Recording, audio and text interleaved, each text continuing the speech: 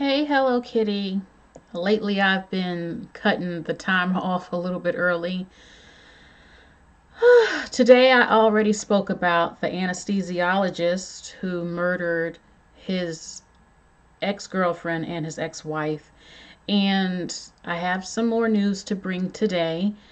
I'm not sure, I don't know how many lurkers I have on here, but I don't want to wait I don't know who's getting my notifications that I'm live, but Anne Rice, the legendary Anne Rice.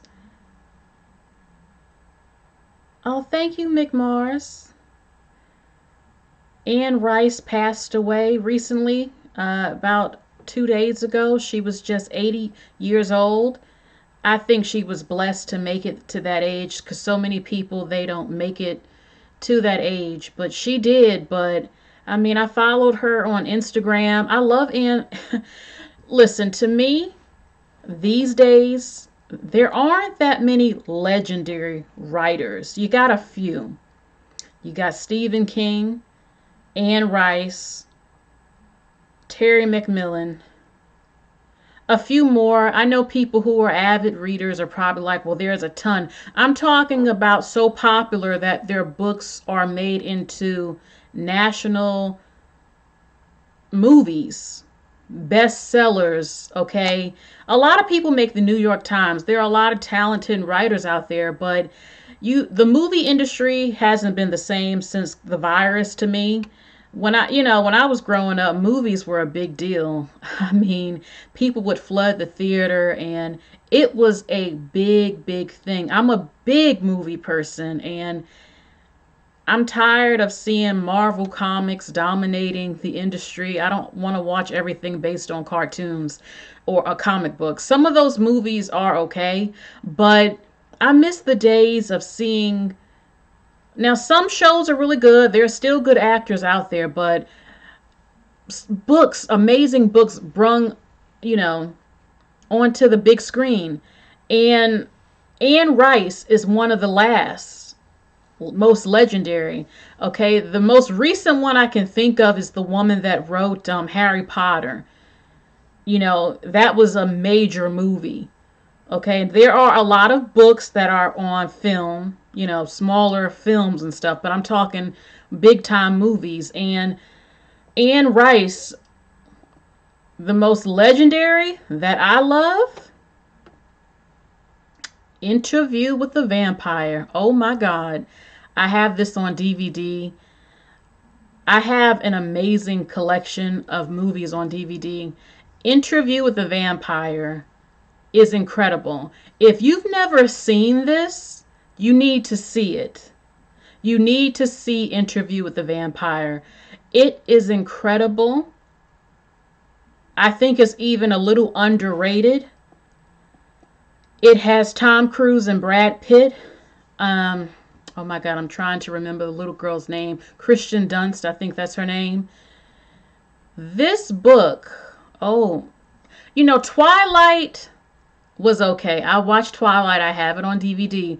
But this is a real, real vampire film. They're only like two to me. Interview with the Vampire and The Lost Boys. That's the top two for me as far as vampire movies. Thank you, Mr., Mrs., or Mr. Simmons 178. Nora Roberts, JD Rob 2. Okay, I want y'all to drop some names of authors that you feel are amazing and shout them out on here. People will see it in the chat. They might read some of their books. Mick Mars says Anne Rice is up there like Stephen King. Stephen King, I love it. I believe that was Stephen King, and I love Storm of the Century. I highly recommend you see that. Now, that movie is about 3.5 hours, but it's worth it. One of the greatest horror films, very scary because you think, could it have been real? I won't even tell you. Maybe I will. We'll have a little bit of fun on this video. Anne Rice wrote Queen of the Dam. Yes, Miss Simmons. That's with Aaliyah. That was Anne Rice's story. Now, Interview with the Vampire. one of the main vampires is Lestat. That was played by Tom Cruise. And at first, she didn't want Tom Cruise to play Lestat, but once she saw it, she knew, okay, he's the one. And Lestat, there's actually a couple of series. I always wanted a part two to Interview with the Vampire because it didn't just end with this book. There's a series of books about his life, Lestat. And, oh, hey, D Vegan. You said that I'm a Louisiana French Creole and New Orleans is my hometown. Yes, that's where the movie was shot. I live in Audubon. Audubon. Sorry if I said that wrong. I hung out in the French Quarters as a teen / younger adult. I met Anne Rice many times. You're very, very lucky. I mean, to meet her is like incredible. I hope that the books that she signed, hold them tight. You know, a lot of people would want it. You know, I've always wanted to meet Stephen King. And I wanted to just sit down with him and share him some ideas I've had, like scary stuff that's going through my mind. I would share it publicly, but I don't want anybody to steal it. Okay, I'll share one. I actually had a dream recently. I had a dream. And I said, oh my God, this could be a movie. In the future, there are holograms or programs on CDs where it's like holograms around the house, people that help you do things. I don't know how this is going to work, but it's holograms. And this man is married to this woman, and one of the holograms is a man, but something goes wrong with the disc. It becomes the artificial intelligence. It becomes self-aware, and somehow the hologram is able to do things to his wife and trying to get his wife, or I don't know if it wants to marry the wife and be with the wife or kill the wife. Either way, the hologram becomes intelligent. That was literally a dream I had recently, and I said, oh my God, this is an idea. I've had a couple of ideas. Interview the Vampire, I did think that Lestat and Lewis had a relationship, or how Antonio Banderas was so close to Lewis' mouth when he was talking to him like he wanted to kiss him. I was just, I always wondered about that, but they just, in most movies, it seems like vampires don't even make love anymore. All they do is drink blood and go to bed in their coffin and mope around miserable or kill, just going crazy. So, yes, I was just so shocked when I heard that Anne Rice passed away. I was pissed because I really wanted to see more of her books come to life on film. Maybe someone else will carry on with it. I really want to know. I believe a part two to Interview with the Vampire could happen. I think Brad Pitt, maybe he would do it. What happened to Lewis? Did he end up making other vampires? I was so upset what they did to Claudia in that movie. So I'm keeping it short. I just wanted to announce what happened, that she's passed away, but her work lives on forever. Legends never die. This movie is one of the greatest films in history as far as vampire films to me. It is a masterpiece. It really is. If you haven't seen it, I highly recommend. As a matter of fact, what I want to do, I'm going to show about 3 clips from this film. I might pause it because of copyright issues. And I want to show a film I also want to recommend from Stephen King called Storm of the Century, which is incredible. So give me 1 second really quick.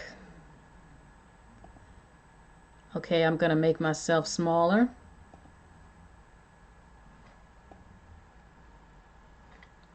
Okay. I got the New Orleans people up in here today. Okay. This is good. Now, I'm going to click on when Lestat made Lewis a vampire.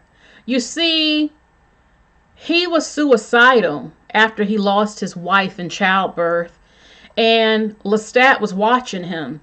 So he's like, oh, you want to die so bad? I'm going to give you a different kind of death, And he was really bold, like challenging people to kill him. So that's kind of why he chose him, because he was full of anger, like he said. Plus, he wanted him a little bit. It's so good. Okay. No copyright. These are free movie clips, or they should be. These are free. So, okay, copyright issue with that. So he's made into a vampire, but he regrets it, and he has trouble becoming one, living the life of one. Lestat just kills people. He doesn't care. This is I've trained you to the point of death. Okay. Oh. Okay. I'm trying to find that clip. So he gave him a choice. Lestat would always say, I'm going to give you the choice that I never had to become a vampire. And he chose that life. But once he realized what he got into, he couldn't take it. So I think this is the scene where he was watching. Okay, no. Luis, Brad Pitt, again, he refuses to drink humans' blood. And Lestat is trying to tell him, this is what you are. Stop apologizing. This is what we do. We drink people's blood. Take these people out their misery. You're not them. You're different now. But Louis, he still had a heart. That's what made him so beautiful. That's what people love so much about him, because he didn't want to kill humans and he could still relate to humans. And Brad Pitt Tom Cruise kind of hated him for it a little bit. But that's why he loved him too. Because a lot of the vampires give away their humanity, and he still had his. He wasn't like an animal.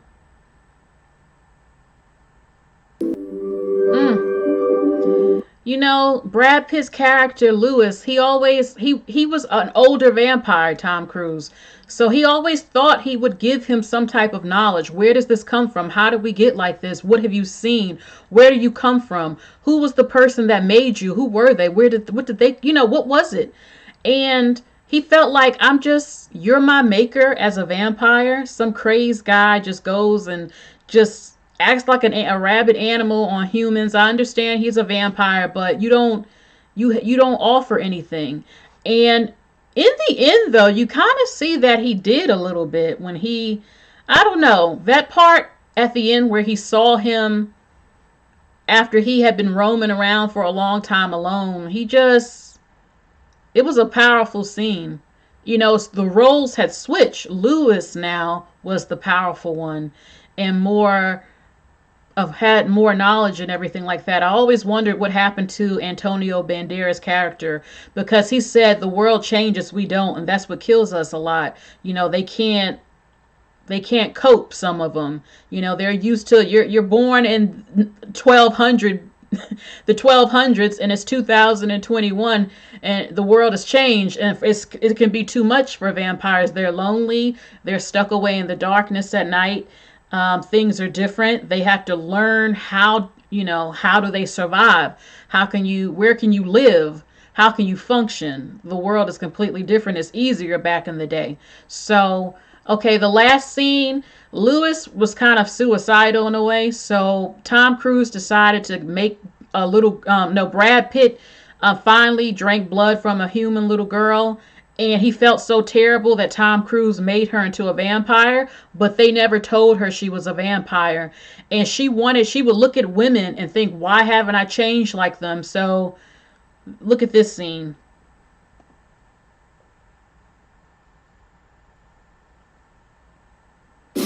Hold on. So this is actually the last clip I'll show you. I wish there were more, but this is a masterpiece. Trust and believe me when I tell you that. So you really need to see this movie if you haven't. Now I can't. I'm telling you, these aren't even the best scenes. These are not even the best scenes. Okay, give me one quick little second. Let's see. Of the Century. Let's see if there's a clip of Storm of the Century real quick. It is a long movie, but it's very worth it. I mean, it's pretty amazing.